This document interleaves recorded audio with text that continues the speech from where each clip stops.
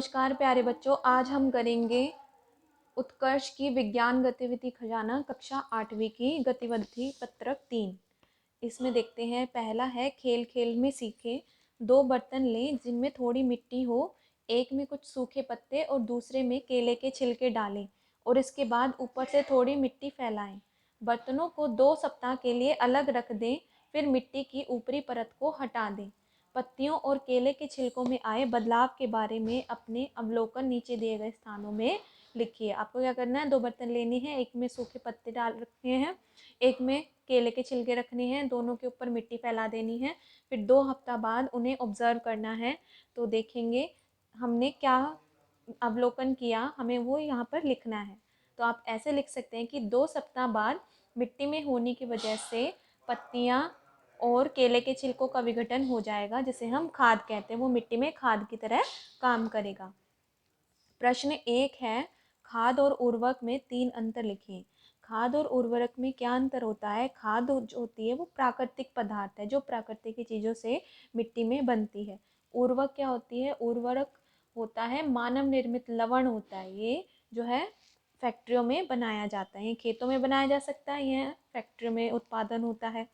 प्रश्न 3 है, वो तीसरा है, खाद में पादप पोषक तुलनात्मक कम होता है। यहाँ पर लिखना है कम होता है, तुलनात्मक कम होता है। और यहाँ पर देखो, उर्वरक में पादप पोषक जैसे कि नाइट्रोजन, फास्फोरस तथा पोटेशियम, ये पादप के पोषक होते हैं। पौधों में जो पोषक तत्व चाहिए वो उर्वरक में प्रचुर मात्रा में होते हैं।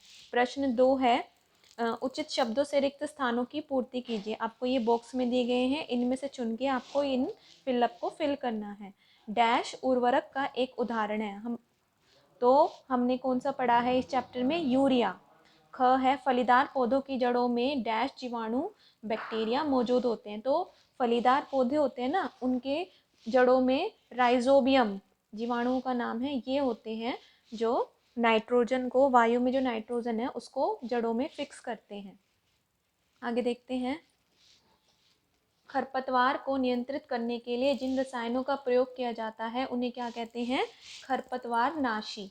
तो खरपतवार नाशी किस लिए इस्तेमाल होते हैं? खरपतवार जो अनवांछित पौधे हो जाते हैं ना, जो फसल से अलग पौधे हो जाते हैं जिनकी ज़रूरत हमें नहीं होती, तो हमें उनको हटाना होगा फसलों में से।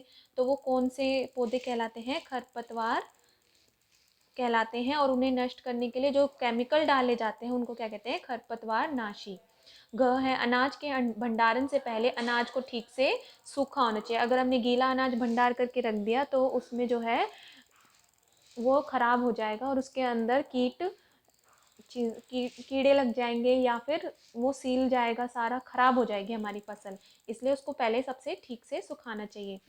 सूखे नीम के पत्तों का प्रयोग घर पर नीम के पत्ते का प्रयोग घर पर खाद्यान्न भंडारण के लिए किया जाता है। तो सूखे नीम के पत्ते, अगर हम सूखे नीम के पत्ते रखते हैं तो हमारी फसल में कीड़े नहीं लगते। प्रश्न 3 है, जंतुओं से प्राप्त भोजन के बारे में निम्न तालिका को पूरा कीजिए। तो आपको ये भोजन प्राप्त होते हैं और इनके स्रोत लिखने हैं। दूध कहाँ से मिलता है? गाय, भैंस, बकरी। अंडे, मुर्गी। शहद, मधुमक्खी। मछली, मछलियों से ही मिलती है। प्रश्न 4 देखो, फसल उत्पादन का आपको प्रवाह चित्र बनाना है और उचित क्रम में व्यवस्थित करना है। तो ये देखो, सबसे पहले यहाँ पर जो स्टेप्स दिए गए हैं आपको उचित क्रम में लिखने हैं। तो सबसे पहले देखो, मिट्टी की तैयारी की जाती है। मिट्टी तैयार होगी बीज बोने के लिए, तो उसके लिए हमें क्या करना होगा? खेत की जुताई करनी होगी।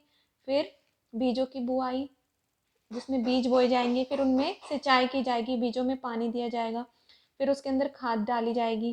खाद डालने के बाद कटाई होगी, फिर लास्ट में भंडारण होगा। इस तरीके से आपको गतिविधि पत्रक 3 कंप्लीट करना है। अगर आपको चैनल अच्छा लगे तो इसे सब्सक्राइब करें और आप हमें सजेशन दीजिए आपको कौन सी बुक्स इसमें करनी है। Thank you.